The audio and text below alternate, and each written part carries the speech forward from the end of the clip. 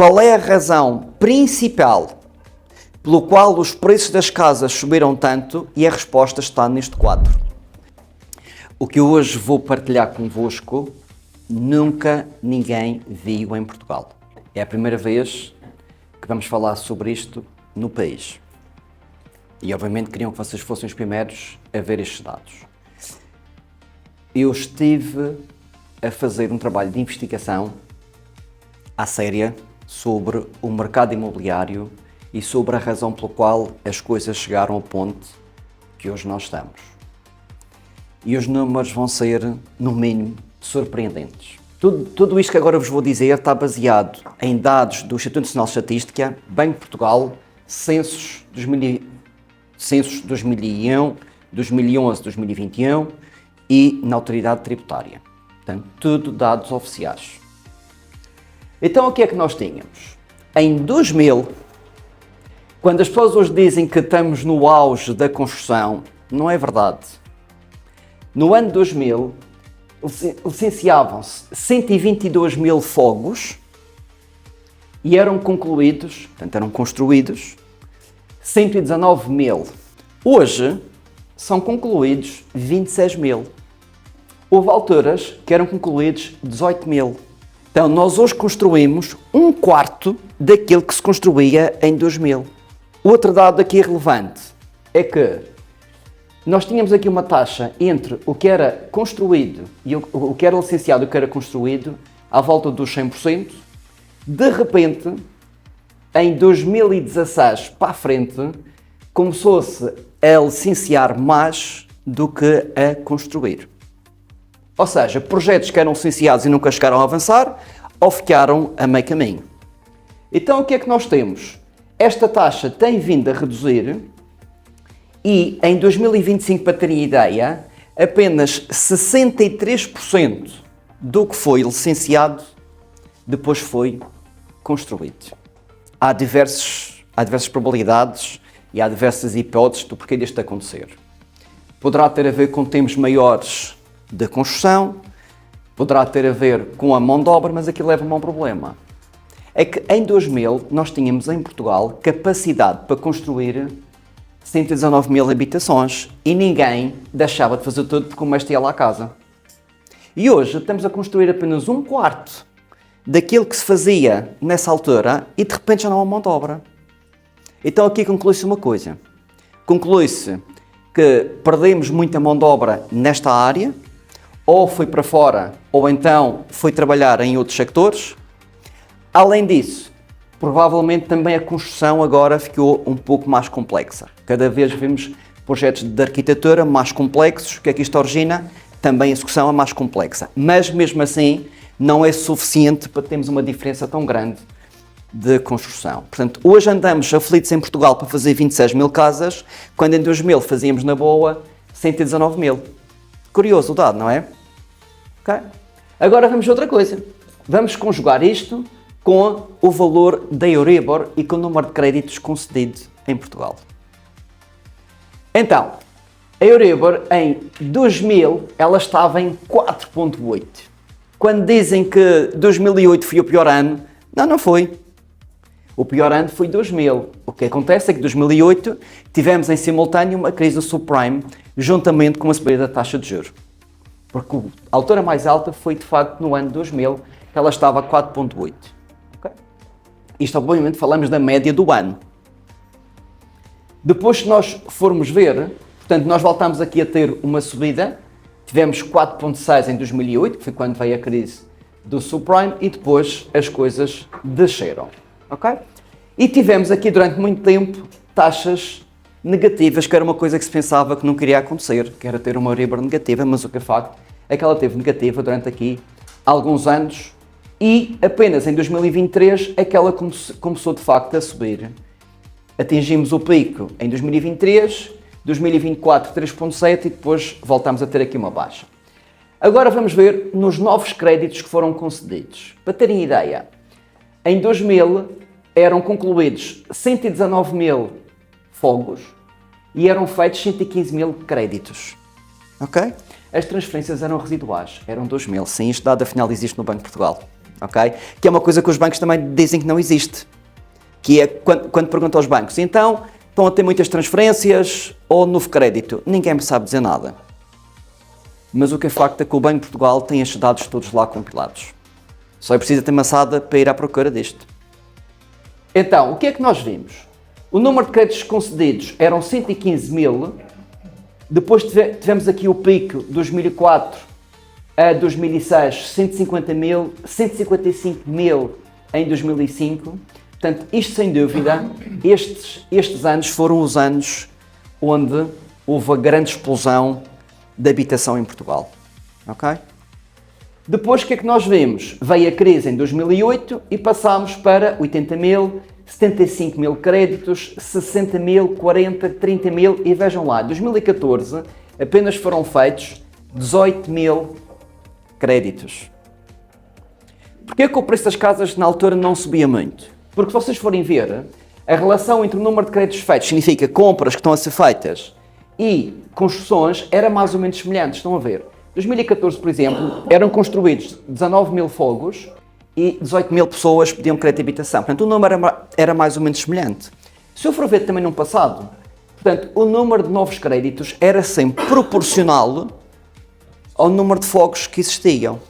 Vamos começar a olhar mais para baixo. O que é que nós temos?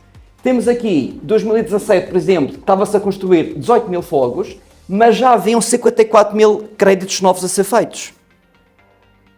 Conforme vai passando, eu continuo com uma média de 20, 23 mil, mas reparem, o número de novos créditos vai aumentando significativamente. 2020, tínhamos 23 mil novas casas que foram feitas, mas 75 mil pessoas estavam a fazer crédito de habitação novo.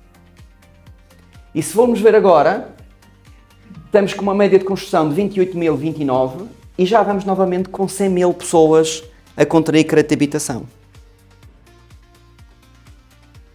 Então, vocês perguntam, Bruno, qual é a razão verdadeira, sem qualquer desculpa e sem qualquer opinismo, apenas são dados factuais, qual é a razão principal pelo qual os preços das casas subiram tanto? E a resposta está neste quadro. Que, volto a dizer, foi um quadro que nunca ninguém compilhou estes dados em Portugal. É a primeira vez que vocês estão a ver. Claro, o alojamento local também ajudou, a compra estrangeira ajudou, mas se eu for ver proporcionalmente a isto, são gotas de água proporcionalmente a este tipo de situação. Então, a razão verdadeira pela qual nós estamos como estamos com a habitação tem a ver com uma desaceleração significativa do número de novas casas que foram concluídas e licenciadas, versus uma quantidade exponencial de pessoas que querem comprar casa. Porquê é que disparou o número de pessoas a querer comprar casa? Por uma questão muito simples. Porque nós tivemos com taxas negativas durante muito tempo. O custo do dinheiro foi baixo. Se o custo do dinheiro é baixo, as pessoas dizem, então nós vamos querer comprar. Se nós formos ver as transferências, daqui mais para a Cátia, o que é que nós vemos? Como existe muito mais crédito ativo em Portugal, é normal haver muito mais transferências. E elas continuam ainda dinâmicas. Portanto, tivemos o exponente máximo de 29 mil e 28 mil, 21 e 22, ok? Por coincidência que não eram os anos onde a taxa estava mais alta, estava aqui a 0,5 apenas, e isto deveu-se muitas vezes a questões que ainda vinham da pandemia. Muitas delas provavelmente têm a ver com o aumento de capital, ou seja, como ficaram um pouco descapitalizadas durante a pandemia, tiveram que fazer transferências com pequeno incremento para poder juntar tudo isto. E aqui também o fator tem a ver com a grande explosão do número de intermediários de crédito que muitas vezes fomentam as pessoas a querer procurar melhores condições. Mas ainda continua alta, portanto ainda continuamos com 25 mil o número de transferências efetuadas. Outro dado para rematar isto e passar à fase seguinte. Estes dados que aqui estão são os dados dos censos. Em 2001, 544 mil casas estavam vazias em Portugal, das quais 408 estavam habitáveis, 136 mil em estado de degradação. Quando fizemos os censos de 2011, o que é que nós vemos? Este número subiu para 735 mil casas. O número de casas habitáveis 523, mas degradadas subiu imenso, subiu para 212 mil. Nitidamente houve aqui um abrandamento da recuperação de casas. Porquê? Porque tínhamos acabado de passar aqui, ainda estávamos numa crise, por isso não havia esta possibilidade e houve muita gente que foi para fora. Nos censos mais recentes de 2021, portanto eu recordo que eles são feitos de 10 em 10 anos, 723 mil é o número de casas que estavam vazias em Portugal, 565 mil estão habitáveis e 148 mil em estado de degradação. Aqui vemos uma mudança de paradigma, que justifica muitas vezes porque é que esta mão de obra também nem sempre existe aqui na nova construção. Porque 148 mil eram as casas que estavam ainda degradadas, um número muito inferior às 212 que nós tínhamos em 2011. Ok? Se estas casas puderem vir para o mercado, quer seja um mercado de compra ou um mercado de arrendamento, nós resolvemos uma parte significativa do problema habitacional em Portugal. Porque reparem, se eu tenho uma média de 26 mil, se de repente eu ponho 500 mil casas, eu vou recuperar 7 ou 8 anos. Claro, isto a acontecer, o que é que faz? O preço das casas todas diminui. Normal. Então, esta possível alteração que o Estado anunciou que quer fazer para facilitar as casas que estão ainda em herança indivisa, que basicamente é quando ainda pertence aos herdeiros, ainda não foi feito divisão, e hoje basta um dizer não quer vender e aquele fica ali eternamente. Okay? Há maneiras de fazer, mas depois é mais complexo. O que aparentemente o Estado quer fazer é tornar mais simples esse tipo de situação. Imaginemos que somos todos herdeiros do mesmo imóvel, ok? Ainda está em herança indivisa, e eu de repente vou iniciar o processo. E eu digo, eu quero pôr este imóvel à venda. Supostamente isto leva 2 anos, ou seja, não é imediato, e eu vou notificar toda a gente a dizer nós vamos pôr o imóvel à venda. É feita uma avaliação, não é por opinião, e o processo é iniciado em tribunal. Ok? Eu ponho o processo em tribunal, eu digo, toda a gente é notificada para exercer o direito de preferência e têm 2 anos para que isto aconteça. Cada um depois apresenta a sua avaliação e no fim o tribunal, com base nestas avaliações todas, é que vai dizer este é o valor atual do mercado. E ele vai para venda e já não pode nenhum herdeiro se opor a que este vá para o mercado. O que é que vai acontecer? Muitos prédios, basta irmos ao Funchal e vemos imensos prédios que estão vazios e perguntamos, mas o que é que estão vazios? E muitas vezes tem a ver com isto. São heranças, uns estão aqui, outros não estão, há um que quer vender, o outro não quer vender, portanto, por N situações, e de facto ficam prédios fechados. E nós vemos que o problema em Portugal não é a falta de habitação, é a falta de imóveis no mercado. Porque nós vemos que eles existem. Temos 723 mil que estão desocupados, dos quais 575 mil eu posso pôr logo no mercado de habitação. E agora vocês perguntam, como é que nós podemos ver isto de uma forma mais clara? Vejam lá. Este gráfico, portanto, toda esta informação foi compilhada por mim, os gráficos também foram elaborados por mim, portanto, nada disto existe na internet, isto fui eu que fiz, ok? O que é que nós vemos? Dado curioso, vocês que vejam. A linha azul significa os imóveis licenciados ao longo do tempo, a laranja, os fogos concluídos, e o verde, o novo crédito de habitação. Vejam a grande discrepância. Em 2000 estava tudo em sintonia, portanto batia tudo certo, e depois começámos a avançar, e em 2005 nós temos o primeiro grande desfazamento, e de facto foi aqui que os preços começaram a subir. Estão a ver? Porque até lá os preços das casas subiam gradualmente, mais ou menos de acordo com a inflação. E porquê é que aqui aconteceu? Por uma questão muito simples, porque se vocês forem ver, as pessoas compravam mais do que a velocidade que era construído. Ok? Depois aqui tivemos a grande crise, ou seja, houve uma diminuição na procura e, obrigatoriamente, também os construtores deixaram de construir, porque o mercado estava em recessão. E aqui esbarramos nos mínimos, mas vejam, mesmo aqui o mercado estava em equilíbrio. Pronto. Mas também não havia uma aceleração do preço das casas. De repente, o que é que nós tivemos? A procura aumentou exponencialmente com o número de novos créditos, só que a construção não acompanhou. Ela aqui começou a querer subir, mas vejam, voltou a diminuir. E agora perguntam, então significa com isto que o preço das casas vai subir exponencialmente? Não é linear, porquê? Isto iria acontecer se a capacidade de compra ainda tivesse muita margem. Só que o que estamos agora a assistir é, nós estamos a chegar a um momento onde a capacidade de compra, tem a ver com os rendimentos das pessoas e aquilo que o banco financia, já está a chegar ao teto. E isto é algo novo e que a mediação não está a olhar. Então falam, tendo por base uma opinião, e ainda não vi ninguém falar tendo por base dados concretos como estes agora que vos estou a apresentar. É que isto passa a ser uma questão factual e não de opinião. Porque quer intervenções que eu vejo, quer nas redes sociais, quer próprios donos de marcas de imobiliárias, quer programas televisivos, quer notícias de jornais, eu vejo tendo por base uma coisa. Opinião. Eu acho que... E o que estes números trazem é uma clareza evidente da origem de tudo isto. É que isto ninguém pode refutar, porque são dados. Foi aquilo que aconteceu. Isto iria continuar a subir, volto a dizer, se a taxa de esforço estivesse ainda com margem de manobra, mas neste momento começa a não ter. Mas porquê? Mas vínhamos de uma recessão muito grande. Ou seja, estávamos com uma recessão muito grande, os imóveis tinham baixado muito preço e agora disseram, agora posso comprar. Se eu somar o facto de ter imóveis que desvalorizaram bastante a uma taxa de juro negativa, é o coquetel perfeito para as pessoas terem iniciativa para poder avançar. Mesmo com a questão dos 10%, que as pessoas aí começaram a ter... Mesmo com a questão dos 10%, os todos. Então, portanto, eu fui ainda mais longe.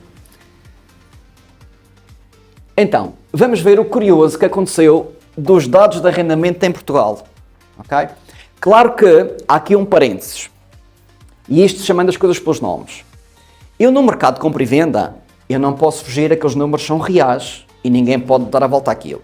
No mercado de arrendamento, a própria autoridade tributária tem consciência que o mercado paralelo é gigante.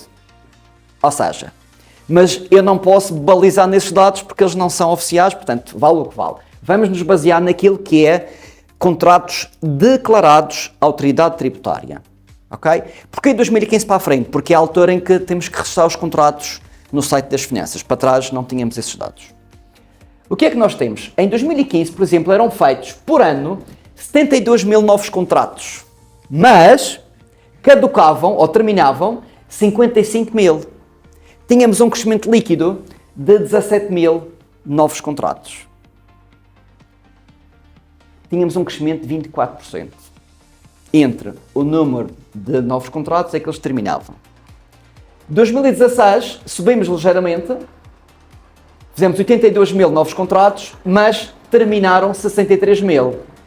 Tivemos um crescimento de 18 mil e foi crescendo até 2020, que houve uma inversão aqui da tendência. Fizemos 96 mil novos contratos, mas terminaram 87 mil. Portanto, apenas crescemos 8.682. Portanto, foi 9% apenas de crescimento. Se eu começar a olhar para a frente, de facto, o número de novos contratos tem vindo a subir. Passamos para 107.116, aqui 2023, uma pequena inversão, mas depois vamos para 118 mil euros. Portanto, 2024 foi o ano onde se fez mais contratos de arrendamento. Contudo, também terminaram 103 mil contratos, ou seja, o crescimento foi de 14.606, 12,3%.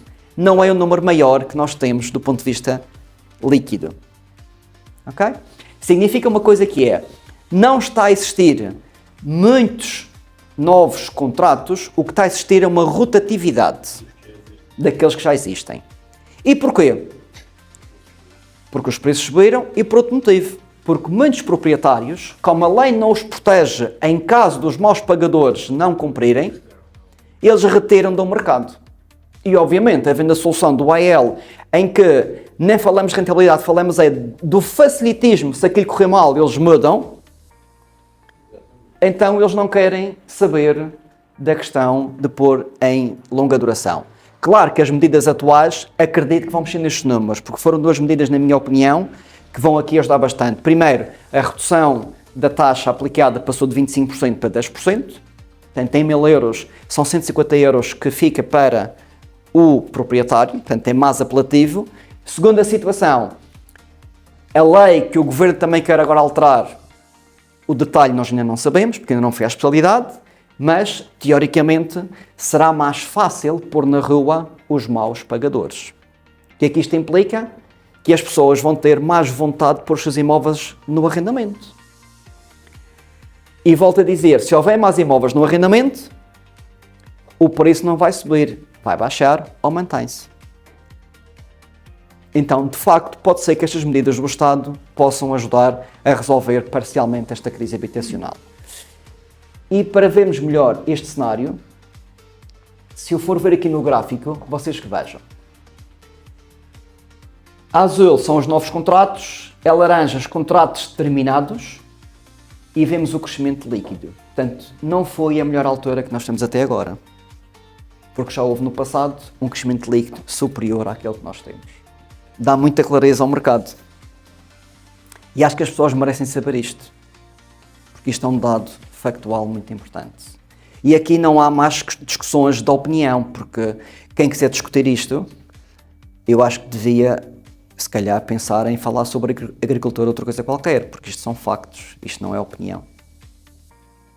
E acaba-se com aquelas notícias, talvez a disto, talvez a daquilo e não sei quantos.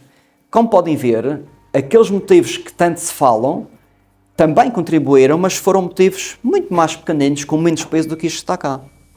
Ser muito mais do que uma imobiliária.